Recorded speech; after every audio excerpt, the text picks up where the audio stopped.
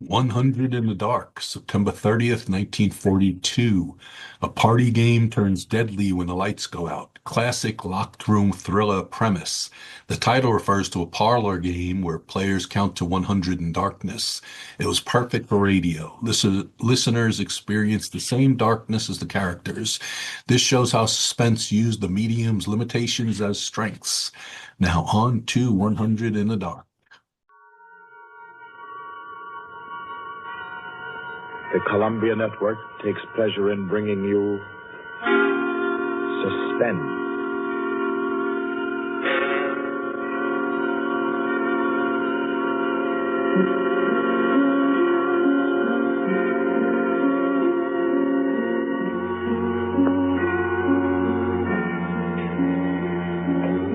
Suspense, Columbia's play theater of outstanding thrillers, produced and directed by William Spear and scored by Bernard Herrmann. The notable melodramas from fiction and stage and screen, from the world's great literature of entertaining excitement, presented each week to bring you to the edge of your chair, to keep you in suspense.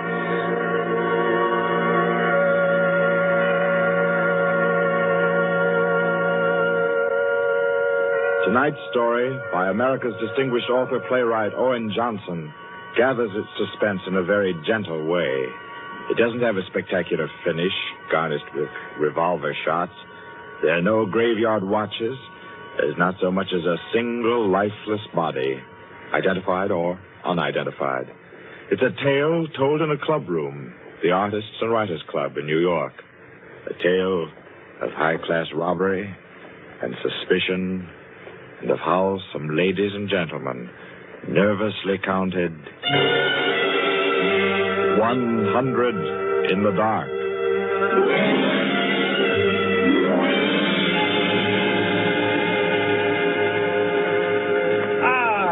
That was a fine meal. Me for the club anytime. Yeah, here, we can all sit here, Penny. Yes, if you'll just draw up that chair for Mr. Peters. Oh, yeah.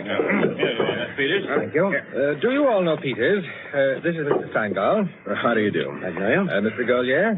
Oh, I believe we've met. Oh, yes. How are you? Oh, you know each other. Yes, indeed. And the one who drew up the chair, Mr. Rankin. How do you do? Well, I guess we're all acquainted now. To get back to our tabor discussion, Quinny. Oh, yes. How about a drink? Who'll join me? Oh, yeah, pleasure. Fine. John. Well, now, Steingall, as I said, there are only half a dozen stories in the world. What is more to the point? There's every reason Yes, sir. What? Oh. 5 with soda, John. Yes, sir. Now, where was I? Oh, yes. What is more to the point, gentlemen, is the small number of human relations that are so simple and yet so fundamental that they can be eternally played upon, redressed, and reinterpreted in every language, in every age, and yet remain inexhaustible in the possibility of variation. Well, that's true, of course. It's very possible. Take the eternal triangle. 2 men and a woman, or 2 women and a man. Its variations extend to thousands. That right, Rankin? Well, in a way. Ah, here we are.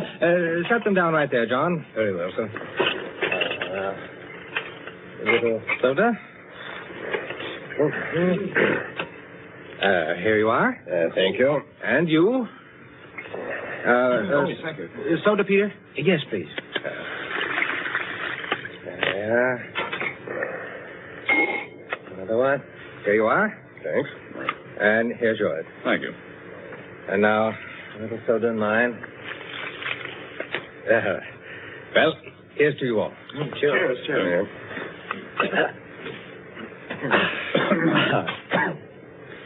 I'm afraid we can't see eye to eye, Quinny. I believe there are situations, original situations, that are independent of your human emotions, that exist just because they are situations, accidental and nothing else. As for instance?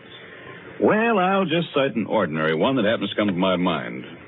In a group of 5 men, well, such as we are here, a theft takes place. One man is the thief. Well, which one? Now, I'd like to know what emotion that interprets. And yet it certainly is an original theme at the bottom of the whole literature. It's not the same thing at all. Detective stories. I could answer that the situation you give can be traced back to the commonest of human emotions, curiosity. I think Quinny has you there, Rankin. What is the peculiar fascination that the detective problem exercises over the human mind? You will say curiosity. Yes and no. Admit at once that the whole art of a detective story consists in the statement of the problem. Anyone can do it. I can do it. Steingall can do it. Rankin, I believe even you can do it. The solution doesn't count.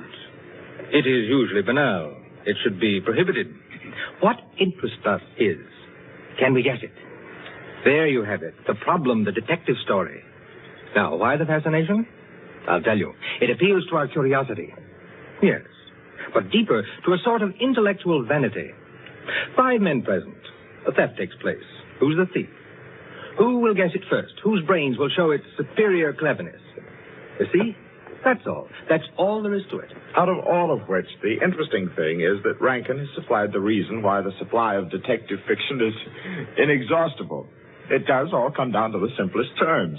5 possibilities, 1 answer. Well, the reason is that the situation does constantly occur. It's a situation that any of us might get into any time. Yes, I know of an incident of that kind that happened to a friend of mine last month. Of course, gentlemen. You are glorifying commonplaces. Every crime, I tell you, expresses itself in the terms of the picture puzzle that you feed to your 6-year-old. It's only the variation that is interesting. Well, take the well-known instance of the visitor at a club and the rare coin, for example. You all know that story. You've heard it, haven't you? I don't think I have. Sure. Why, it's very well known. Oh, go ahead, Quinny. Tell it. A distinguished visitor is brought into a club. A dozen men, say, present at dinner, long table. Conversation finally veers around to curiosities and relics. One of the members present then takes from his pocket what he announces as one of the rarest coins in existence. Passes it around the table. Coin travels back and forth, everyone examining it. And the conversation goes to another topic. All at once, the owner calls for his coin. It is nowhere to be found. Everyone looks at everyone else. First, they suspect a joke. Then it becomes serious. The coin is immensely valuable. Who has taken it? The owner is a gentleman. Does the gentlemanly, idiotic thing, of course. Laughs as he knows someone is playing a practical joke on him and that the coin will be returned tomorrow. The others refuse to leave the situation so. One man proposes that they all submit to a search. Everyone gives his assent until it comes to the stranger. He refuses, pertly, roughly, without giving any reason.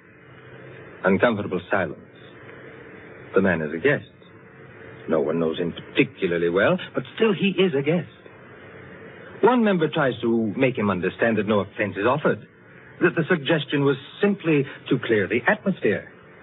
The stranger becomes very firm, very proud, and says, I refuse to allow my person to be searched, and I refuse to give the reason for my action. Another silence. The visitor evidently has the coin, but he is their guest, and etiquette protects him. Nice situation, huh? Well, What's the answer? The table is cleared. A waiter removes a dish of fruit, and there, under the ledge of the plate, where it's been pushed, is the coin. Banal explanation, eh? Of course. Solutions always should be. At once, everyone apologizes to him, whereupon the visitor rises and says, now I can give you the reason for my refusal to be searched.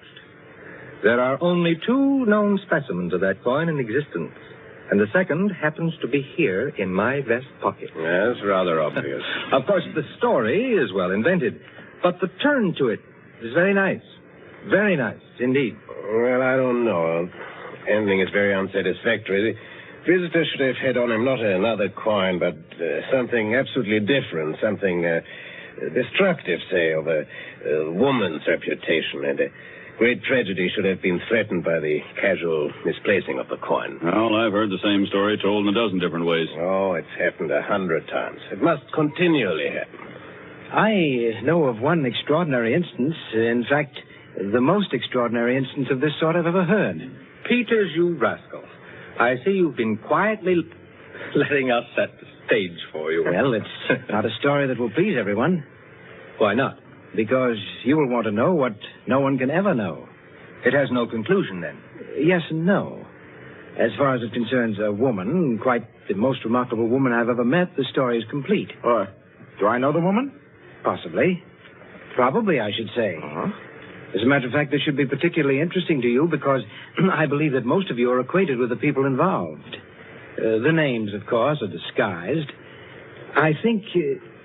yes, I have. Just time before I catch my train to tell it to you.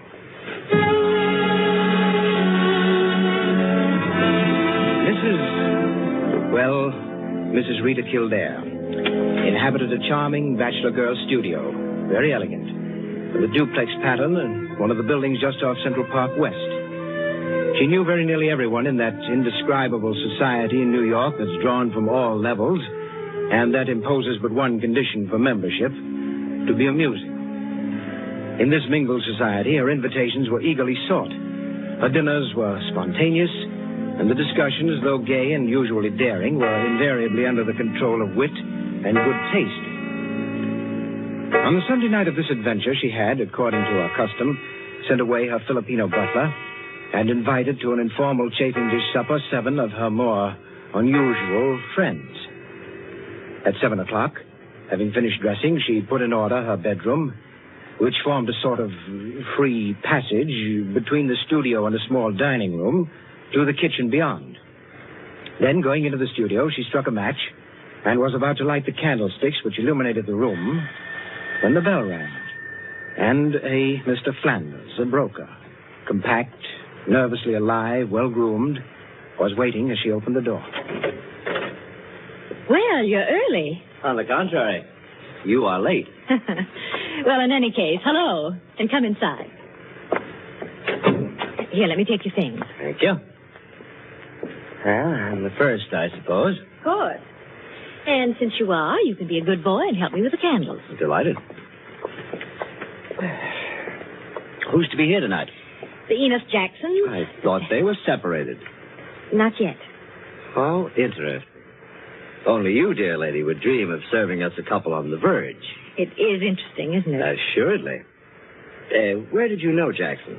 Through the Warings. Jackson's a rather doubtful person, isn't he? Well, let's call him a very sharp lawyer. They tell me, though, he's been gambling pretty much. In deep. How about yourself? Me? I'm a bachelor. If I lose my shirt, it makes no difference. Is that possible? Probable, even. Who else is coming? Oh, Maud Lily. You know her? Oh, I don't think so.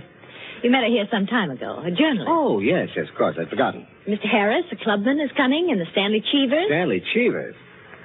Are we going to gamble? Don't tell me you object. Certainly not. Only the Cheevers. They play quite a game. Yes, well united. They have an unusual streak of good luck. Oh, by the way, it's Jackson, isn't it, who is so attractive to Mrs. Cheever? Quite right. What a charming party. Where does Maud Lily come in? Don't joke. She's in a desperate way. And young Harris? Oh, he used to make the salad and cream the chicken. See the whole party. I, of course, am to add the element of respectability. Of what? Don't play baby with me, my dear Flanders. I apologize. That's better. No one, of course, knows who else is coming. No one, of course.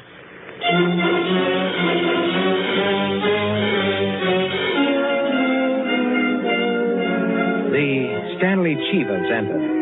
A short, fat man with a vacant, fat face and slow-moving eye, and his wife, voluble, nervous, overdressed, and pretty. Mr. Harris came in with Maud Lily. A woman, straight, dark, Indian, great masses of somber hair, held in a little too loosely for neatness, with thick, quick lips and eyes that rolled away from the person who was talking to her. The Enos Jacksons were late, and still agitated as they entered. His forehead had not quite banished the scowl, nor her eyes the scorn. He was of the type that never lost his temper, but caused others to lose theirs. Mrs. Jackson seemed fastened to her husband by an invisible leash. You looked at her curiously and wondered what such a nature would do in a crisis, with a lurking sense of a woman who carried with her her own impending tragedy. As soon as the company had been completed, and the incongruity of the selection had been perceived, a smile of malicious anticipation ran the rounds, which the hostess cut short by saying, Well, now that everyone's here, this is the order for the night. You can quarrel all you want, you can whisper all the gossip you can think of about one another, but everyone is to be amusing. Also, everyone is to help with dinner. And nothing formal, nothing serious. We may all be bankrupt, divorced, or dead tomorrow, but tonight we'll be gay. That's the invariable rule of the house. For she's a jolly good fellow, for she's a jolly good fellow, for she's a jolly good fellow, which nobody can deny. Oh, thanks, everyone. Now, if you'll excuse me, I'll get on with the cooking. Harris, I'll need you. Right with you. May I be of any help? Thank you, Ma, dear. Oh, Mrs. Cheever, you might come along, too. All right.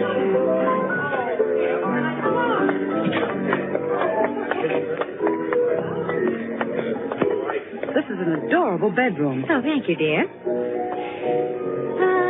Now for my apron. Oh, there it is. Tie me up in the back, will you please, Maud? Of course. There you are. Fine, thanks. Now just let me get my rings off, and I'll be all ready to go to work. Oh, this is such a lovely apartment, Mrs. Kildare. Thanks. Soap and water always seem to do it. There. Your rings are so beautiful. They are nice, aren't they? But there's only one that's very valuable, the sapphire. Oh, it's beautiful. Let me see. Oh, it must be very valuable. It cost $10,000 6 years ago. It's been my talisman ever since. For the moment, however, I'm a cook. You're not going to leave the rings there. Why, of course. Now, I'm the cook. Maud Lily, you're the scullery maid. Harris is the chef, and we're all under his orders. Mrs. Cheever, did you ever peel onions? Oh, good heavens, no. Well, there are no onions to peel. All you have to do is help set the table.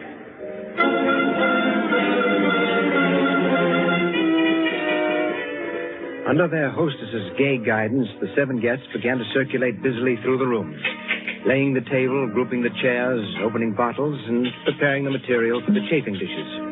Mrs. Kildare, in the kitchen, ransacked the icebox, and with her own hand shredded the chicken and measured the cream. Flanders, carry this in carefully. Cheever, stop watching your wife and put the salad bowl on the table. Everything ready, Harris? All set. All right. Everyone sit down. I'll be right in. She went into her bedroom, took off her apron, and hung it in the closet. Then, going to her dressing table, she drew the hat pin around which were her rings from the pincushion and carelessly slipped them on her fingers. But all at once, she frowned and looked quickly at her hand. Only 2 rings were there. The 3rd ring, the sapphire, was missing.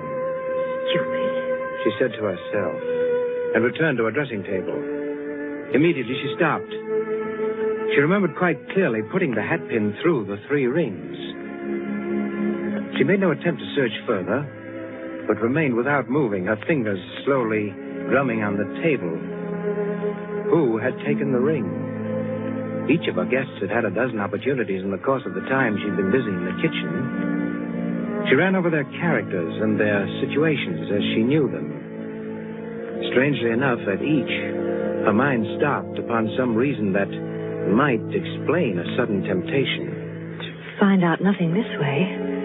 That's not the important thing to me just now. The important thing is to get the ring back. And slowly, deliberately, she began to walk back and forth, her clenched hand beating the deliberate, rhythmic measure of her journey. 5 minutes later, as Harris, installed as chef over the chafing dish, was giving directions, spoon in the air, Mrs. Kildare came into the room like a lengthening shadow. Her entrance had been made with scarcely a perceptible sound, and yet each guest was aware of it at the same moment, with a little nervous start. Heavens, heavens, dear lady. You come in on us like a Greek tragedy. What is it you have for us? A surprise? I have something to say to you. Mr. Enos Jackson, Yes, Miss Kildare? kindly do as I ask you. Well, certainly. Go to the door, Go to the door. please.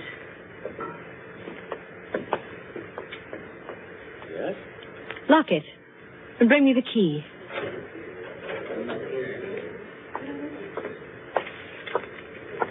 Here you are. You've locked it? As you wish me to. Thank you. Now, the bedroom door. Would you do the same? Sure.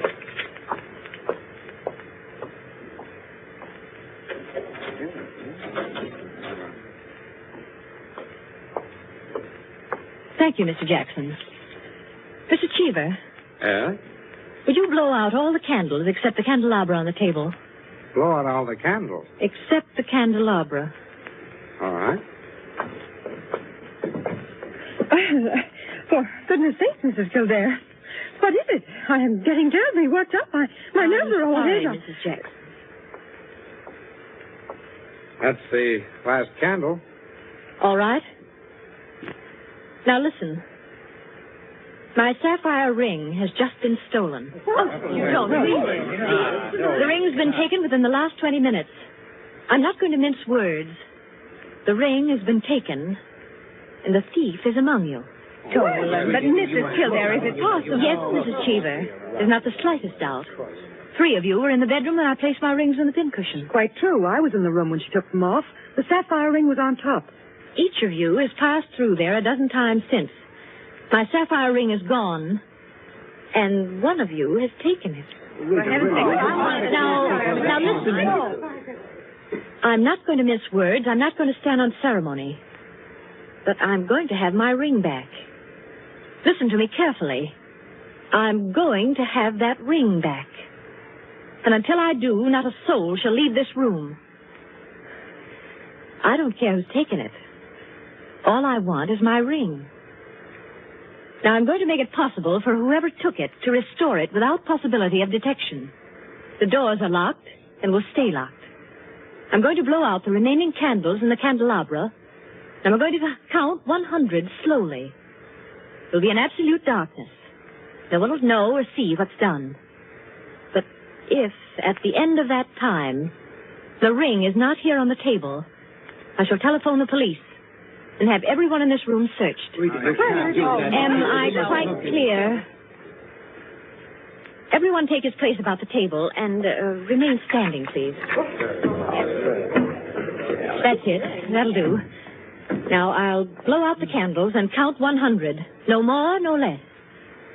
Remember, either I get that ring, or everyone in this room will be searched.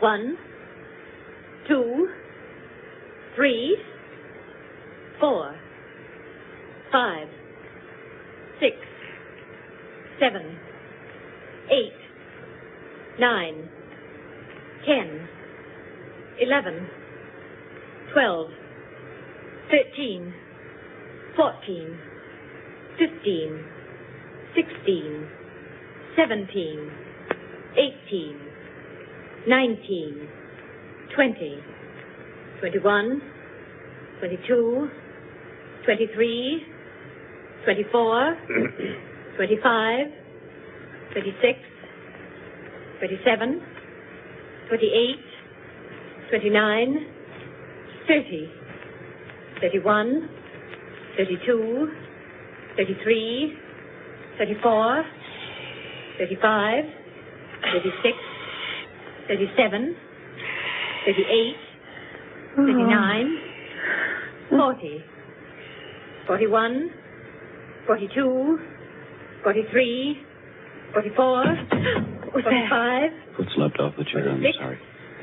47, 48, 49, 50, 51, 52, 53, 54, 55, 56, 57, 58, 59, 60, 61, 62, 63, 64, 65, 66, 67, 68, 69, 70, 71, 72, 73. The ring. 74. There it is. On the table. 75, 76, 77, 78, 79, 80, 81, 82, 83, 84, 85, 86, 87,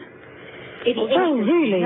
89, 90, 91, 92, 93, 94, 95, 96, 97, 98, 99, 100. Well, it is very Mr. Cheever, you may hand it to me. Well, now that that's over, we can have a very gay little supper. The lights, someone.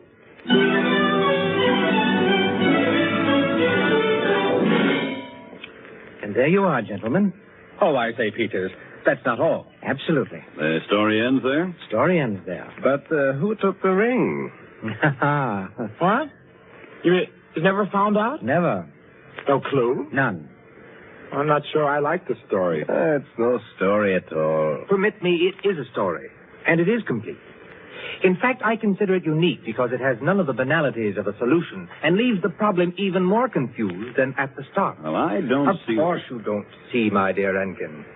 You do not see that any solution would be commonplace, whereas no solution leaves an extraordinary intellectual problem. Well, how so? Well, in the first place, whether the situation actually happened or not, which is in itself a mere triviality, Peters has constructed it in a masterly way, the proof of which is that he has made me listen.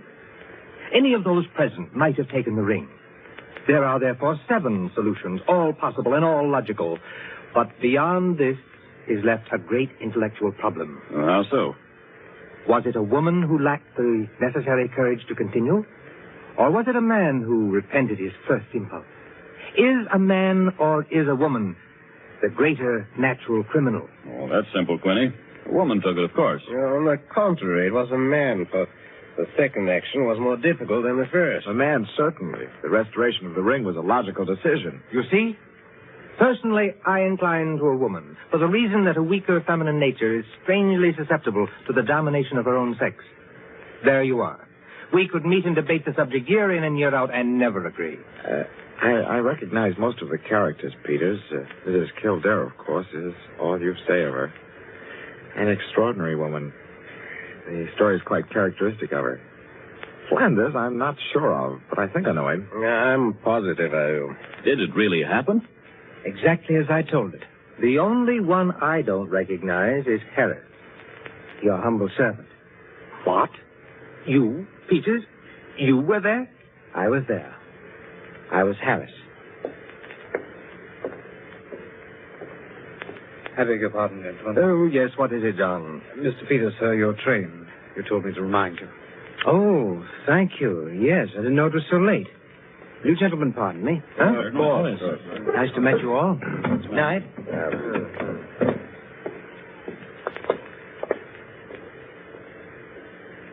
Curious chap. Extraordinary. Well, now, I wonder. I wonder if we're wondering the same thing, gentlemen.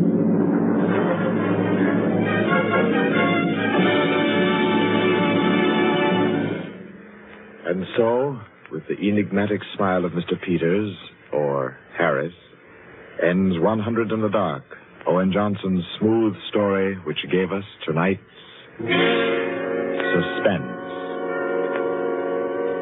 Suspense is produced by William Spear. Tonight's radio drama was written by Jack Anson Fink, directed by John Dietz, and scored by Bernard Herrmann. Eric Dressler was Mr. Peters. Alice Frost played Mrs. Kildare, and Ted Osbourn, Quinny. Others in the cast were Helen Lewis, Joan Shea, Henriette Kay, Frank Reddick, Paul Luther, Stephen Schnabel, Ian Martin, and Barry Kroger. With this evening's performance, Columbia brings to a conclusion the present series of Suspense. If you've liked these broadcasts, CBS would be pleased to hear from you. Suspense has been a series presented for your relaxation and enjoyment by the Columbia Broadcasting System.